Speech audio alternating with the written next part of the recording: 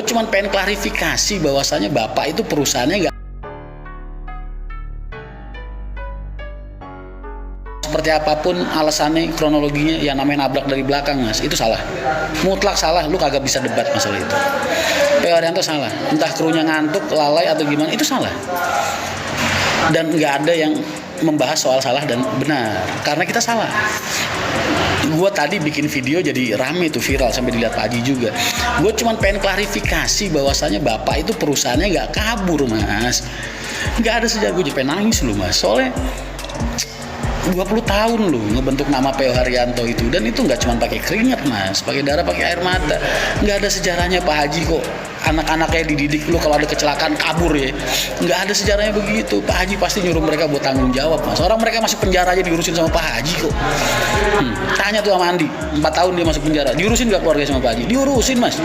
Pak Haji nggak pernah nggak sayang sama karyawannya, nggak pernah Pak Haji itu nggak tanggung jawab sama apapun yang terjadi sama karyawannya. Begitu juga korban-korbannya, nggak ada.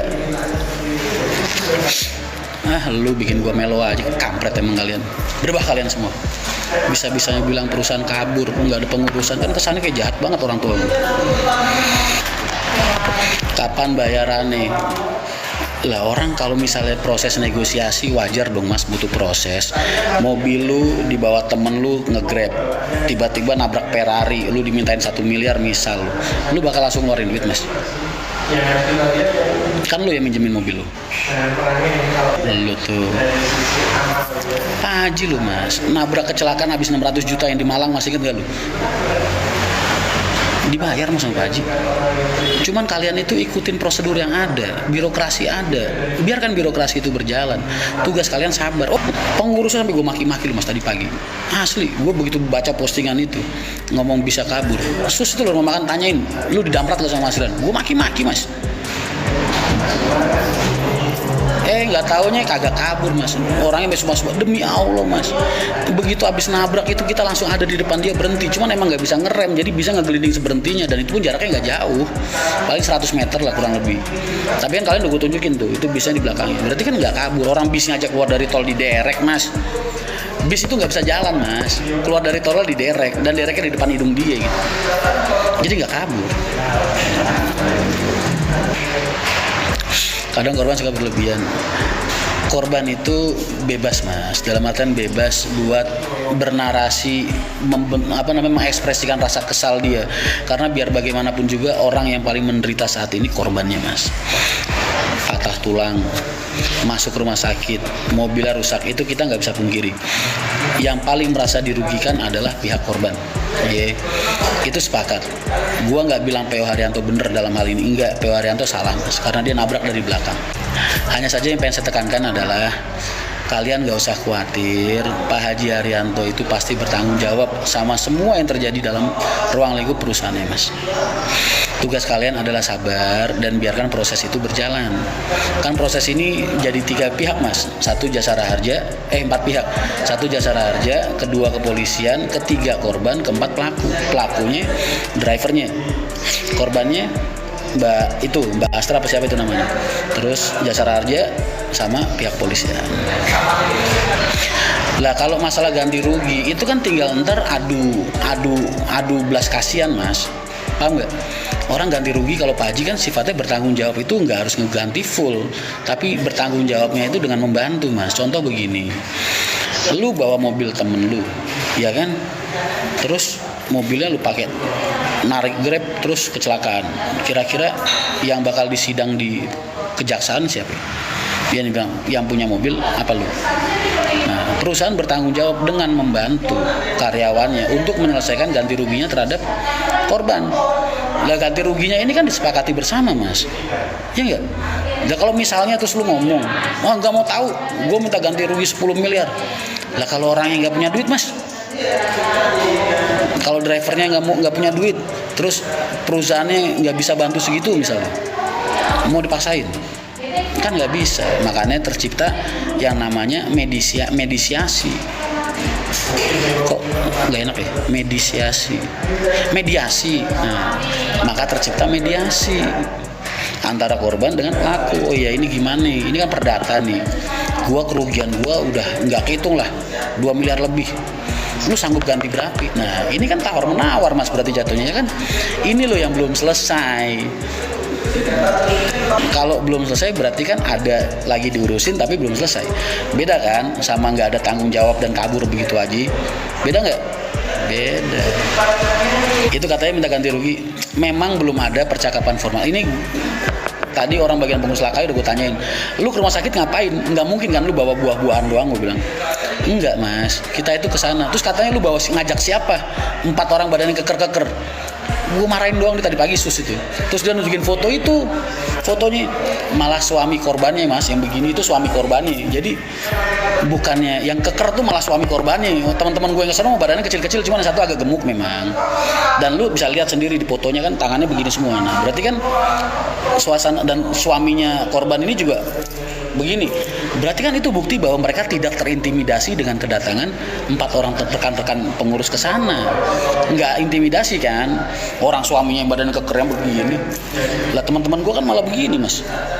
Berarti nggak ada intimidasi kan? Begitu. Paham ya? Nah, ke situ nggak mungkin lu bawa buah doang. Lu ngapain sono? Ya kita ngobrol mas, kita ngomong mbak gimana kejadiannya, terus ya ikut bela sungkawa dan lain sebagainya. Terus gimana ke depannya kayak gini ya. Udah mulai ada speak dikit-dikit. Yang suaminya itu udah sepil. Emang belum ada omongan minta 1 miliar belum. Cuman udah sepil. Sepilnya tuh begini katanya. Ini mobil saya mau minta ganti baru pokoknya karena saya udah nggak bisa pakai mobil ini, keluarga saya udah trauma. 1. Terus ini nanti istri saya berobat selama nganggur segala macam bla bla bla, berobatnya pakai obat Cina apa Sinse itu 4 juta sekali berobat. 2. Itu udah dikalkulasi sama suaminya. Udah ada obrolan ya kira-kira habisnya mah 1 miliar lebih lah. Sus bilang kayak gitu.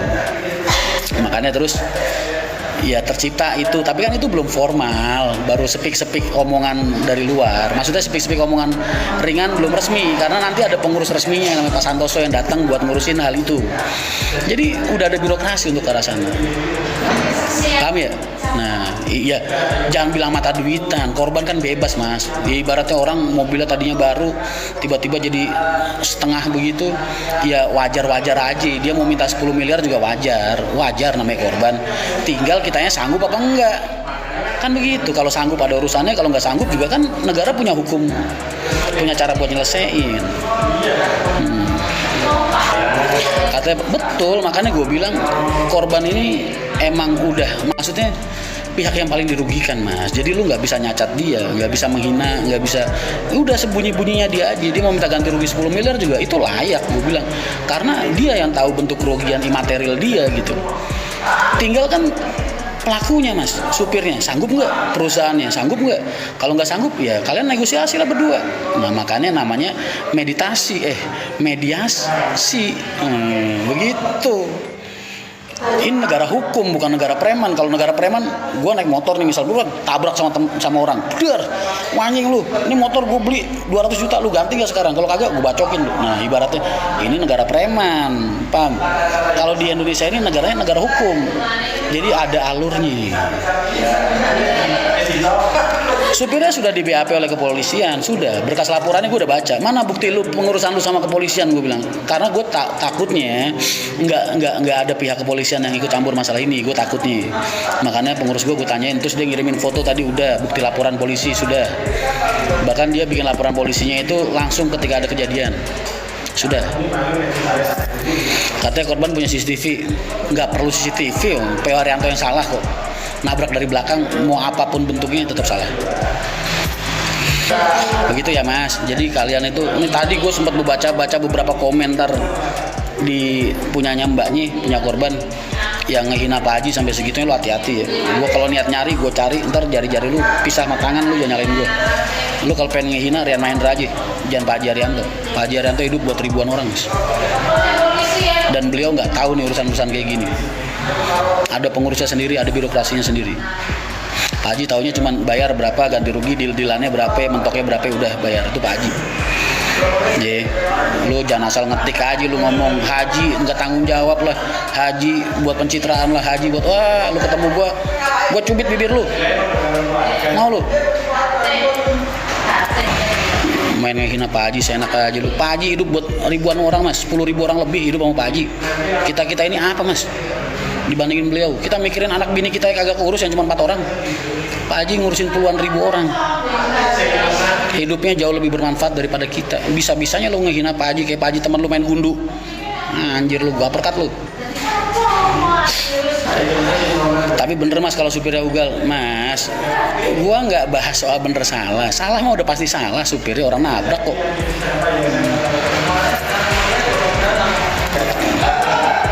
Ya lu mendingan ngehina gua aja dah, bebas, los, gratis. Lu mau hina gua apa? Oh bebas. Rian tukang judi slot, los. Sebahagia kalian aja. Yang penting kalian harus janji satu hal tuh. Setelah kalian ngehina gue, kalian harus bahagia mas. Kalau enggak, sia-sia sudah penderitaan gue. Jangan bahas yang aneh-aneh lagi. Doain aja Pak Haji sehat selalu. Yang sabar, mudah-mudahan Pak Haji diberikan kesabaran ngadepin masalah-masalah kayak begini.